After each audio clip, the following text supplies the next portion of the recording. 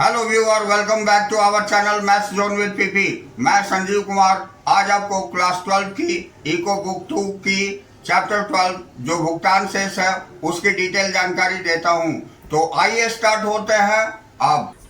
तो आइए आज की क्लास में चैप्टर 12 जो हमारी क्लास 12 की समष्टि अर्थशास्त्र बुक 2 की जिसे भुगतान शेष यानी बैलेंस ऑफ पेमेंट कहते हैं, तो आइए इसकी डिटेल जानकारी प्राप्त करते हैं। तो सबसे पहले हम अध्याय का स्वरूप देखते हैं। तो इसमें पहला पॉइंट है हमारी भुगतान शेष या भुगतान शेष खाते, जिसके अंतर्गत हम भुगतान शेष बीओपी का अर्थ एवं अवधारणाएं देखेंगे। और इसके अंतर्गत अब दूसरा पॉइंट है हमारी भुगतान शेष खाते के घटक, तो जिसके अंतर्गत हम चालू खाता देखेंगे। चालू खाते का अर्थ एवं अवधारणा, चालू खाते के घटक और चालू खाते से संबंधित शेष का आकलन, ये सारी जानकारी लेंगे हम चालू खाता के अंतर्गत। दूसरी पॉइंट है हमारी इसमें पूंजी खाता।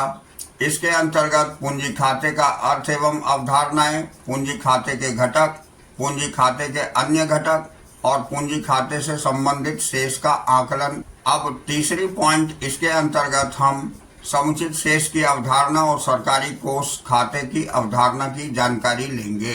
अब अगली पॉइंट की हमारी तीसरी पॉइंट होगी भुगतान शेष में संतुलन तथा असंतुलन, जिसके अंतर्गत हम भुगतान शेष में संतुलन देखेंगे, भुगतान शेष में असंतुलन भी देखेंगे और भुगतान शेष घाटा एवं भुगतान शेष खाते की स्वायत्त तथा समायोजक मदे की जानकारी लेंगे और भुगतान शेष खातों या भुगतान शेष आंकड़ों का महत्व देखेंगे। तो इस तरह हमारी इस चैप्टर के अंतर्गत हम मेन 3 पॉइंट्स की जानकारी लेंगे और इसकी डिटेल इंफॉर्मेशन प्राप्त करेंगे। तो आइए स्टार्ट होते हैं। ये हमारी पहली पॉइंट है भुगतान शेष या भुगतान शेष खाते, जिसे हम बैलेंस ऑफ पेमेंट्स और बैलेंस पेमेंट अकाउंट्स कहते हैं।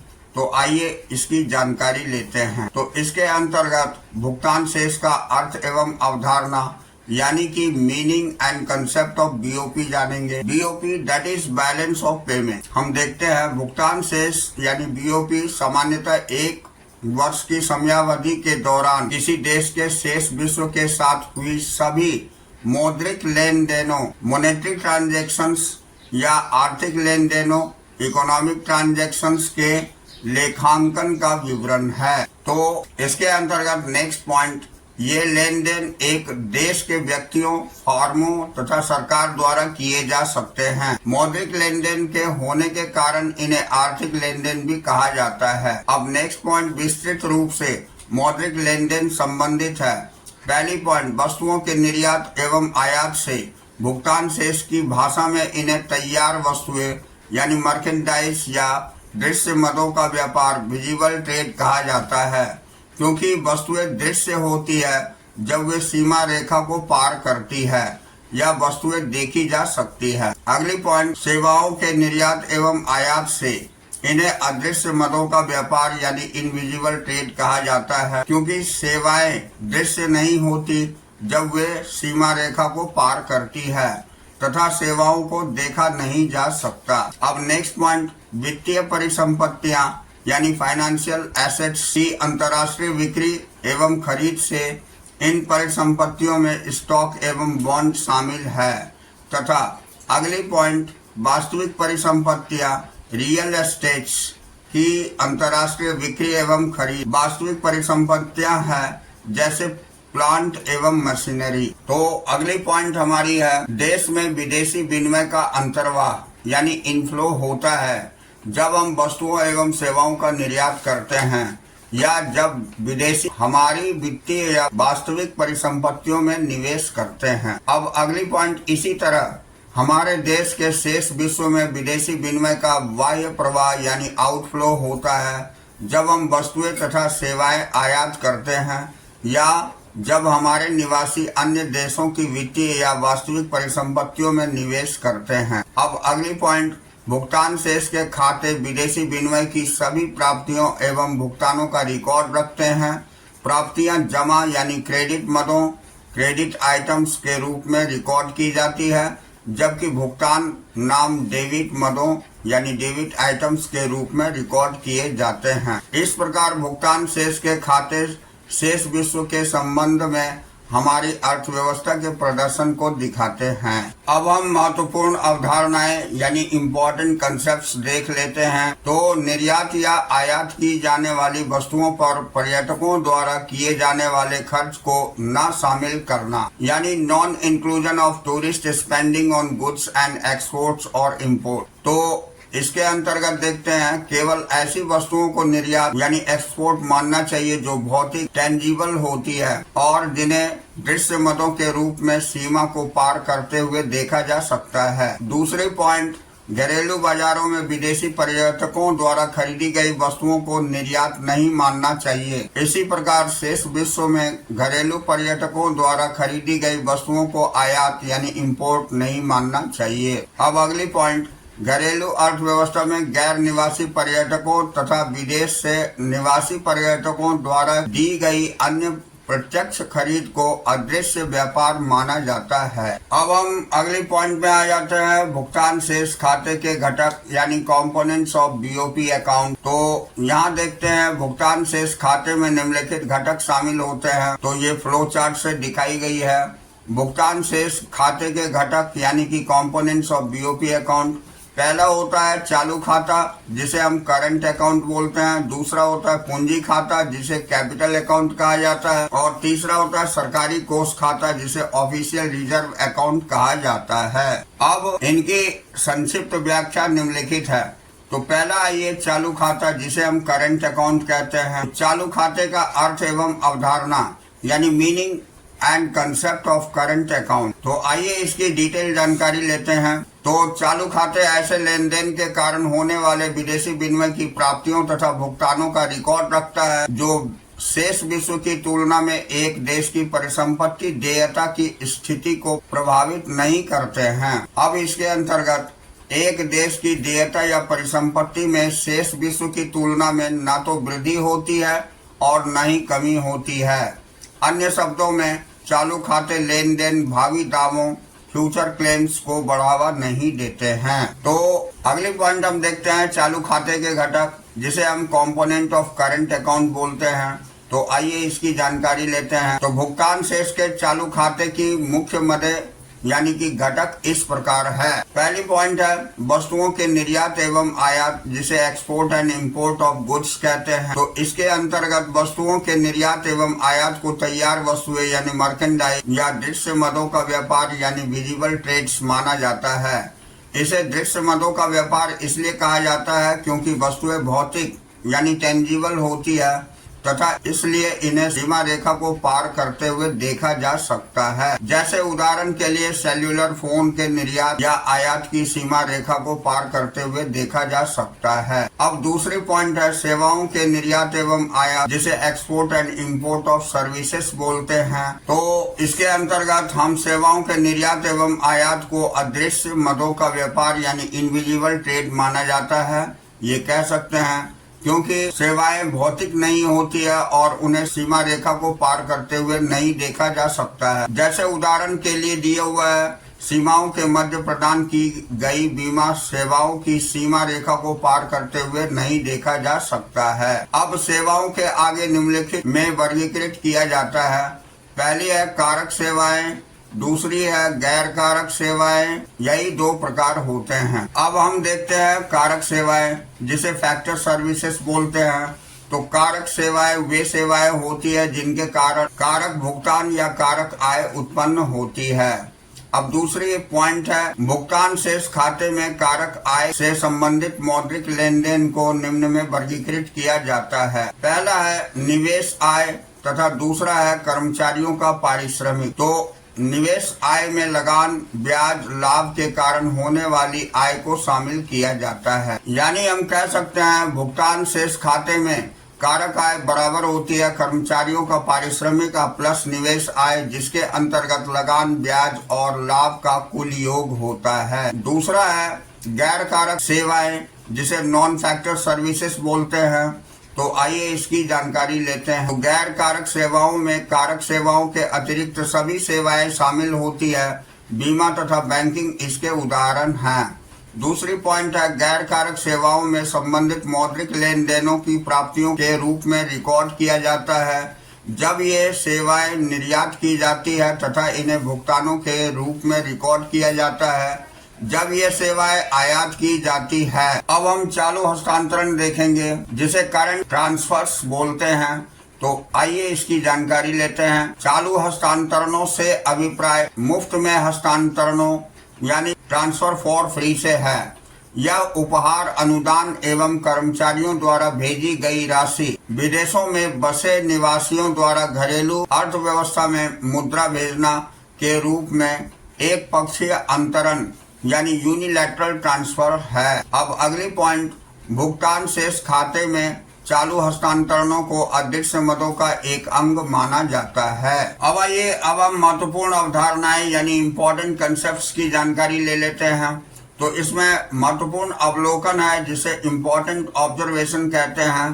तो भुगतान शेष खातों में चालू हस्तांतरणों को अदृश्य मदों का एक अंग माना जाता है। इस प्रकार भुगतान शेष खाते में अदृश्य मदों के व्यापार में शामिल है।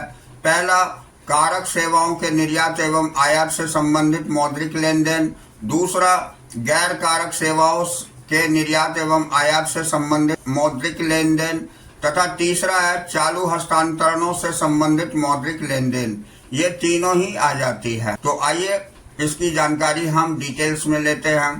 तो भुगतान शेष खातों में अदृश्य मदों का व्यापार यानी इनविजिबल ऑफ बीओपी अकाउंट्स, इसकी जानकारी ले लेते हैं। तो यहाँ हम देखते हैं सेवाओं के निर्यात एवं आयात से संबंधित मौद्रिक लेन देन में प्लस कर देते हैं हम चालू हस्तांतरणों से संबंधित मौद्रिक लेन देन को।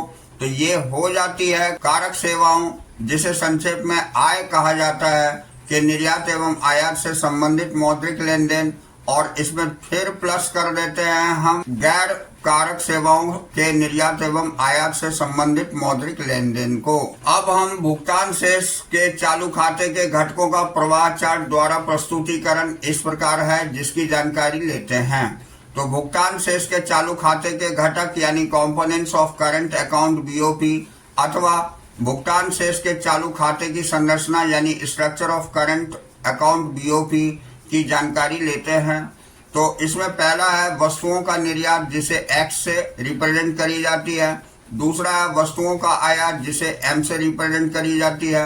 और तीसरा है अदृश्य मद। तो इन दोनों को अगर हम जोड़ देते हैं यानी वस्तुओं के निर्यात एवं आयात, ये मिलकर के तैयार वस्तुओं का निर्यात एवं आयात अथवा दृश्य मदों की निर्यात एवं आयात कहा जाता है। अब अदृश्य मदों के अंतर्गत आय कारक सेवाओं से आय के सभी घटकों सहित, दूसरा गैर कारक सेवाएं जहाज रानी, बैंकिंग, बीमा आदि। तीसरा चालू हस्तांतरण, उपहार, अनुदान तथा कर्मचारी द्वारा भेजी गई राशि। तो आय और कारक के अंतर्गत कारक सेवाओं के निर्यात एवं आयात के लिए उत्पन्न मौद्रिक लेन देन होती है, जबकि गैर कारक सेवाओं में गैर कारक सेवाओं के निर्यात एवं आयात के मौद्रिक कारण उत्पन्न मौद्रिक लेन देन होती है। और चालू हस्तांतरण के अंतर्गत एक पक्षीय अंतरण या मुफ्त के हस्तांतरण आती है। अब हम ध्यान देने वाली बात नोट ये ध्यान देते हैं। तो चालू खाते में शेष विश्व को किए गए सभी भुगतान नाम पक्ष में माइनस चिन्ह द्वारा प्रकट किए जाते हैं यानी रिकॉर्ड किए जाते हैं, तथा शेष विश्व के प्राप्त सभी प्राप्तियां जमा पक्ष में यानी प्लस चिन्ह द्वारा प्रकट किए जाते हैं, ये रिकॉर्ड की जाती है। शुद्ध प्राप्तियों से अभिप्राय प्राप्तियां एवं भुगतानों के बीच अंतर से है। अब ये अगली पॉइंट हम देखते हैं, चालू खाते से संबंधित शेष का आकलन यानी estimation of balance related to current account. तो आइए इसकी डिटेल जानकारी प्राप्त करते हैं। तो भुगतान शेष के चालू खाते से संबंधित शेष को 4 प्रचालों यानी पैरामीटर के रूप में आकलित किया जाता है जो नीचे दिए गए हैं। पहला होता है व्यापार शेष, तैयार वस्तुओं का शेष यानी x माइनस एम, जिसे हम ट्रेड बैलेंस या merchandise balance x minus M के नाम से जानते हैं। अब व्यापार शेष इस रूप से प्रकट किया जाता है। पहला है व्यापार घाटा जिसे ट्रेड डिफिसिट बोलते हैं जब m is greater than x होती है। दूसरा है व्यापार आधिक्य या अधिशेष जिसे ट्रेड सरप्लस बोलते हैं, जब x is greater than m होता है। अगली पॉइंट, वस्तुओं एवं सेवाओं का शेष यानी गुड्स एंड सर्विसेज बैलेंस बराबर होती है वस्तुओं के निर्यात प्लस गैर कारक सेवाओं का निर्यात, और उसमें हम माइनस कर देते हैं वस्तुओं का आयात प्लस गैर कारक सेवाओं के आयात, इन दोनों को जोड़ करके माइनस कर देते हैं, बराबर हो जाती है व्यापार शेष प्लस गैर कारक सेवाओं के कारण शेष। अब हम अदृश्य मदों का शेष यानी इनविजिबल बैलेंस देख लेते हैं। तो इसके बराबर होती है गैर कारक सेवाओं का शेष प्लस आय के शेष यानी कारक सेवाओं का शेष और प्लस चालू हस्तांतरणों का शेष। अब अगली पॉइंट हम देखते हैं चालू खाता शेष, जिसे हम करंट अकाउंट बैलेंस बोलते हैं, बराबर हो जाती है व्यापार शेष यानी ट्रेड बैलेंस प्लस अदृश्य मदों का शेष यानी इनविजिबल बैलेंस। तो यह अवश्य स्पष्ट रूप से समझना चाहिए कि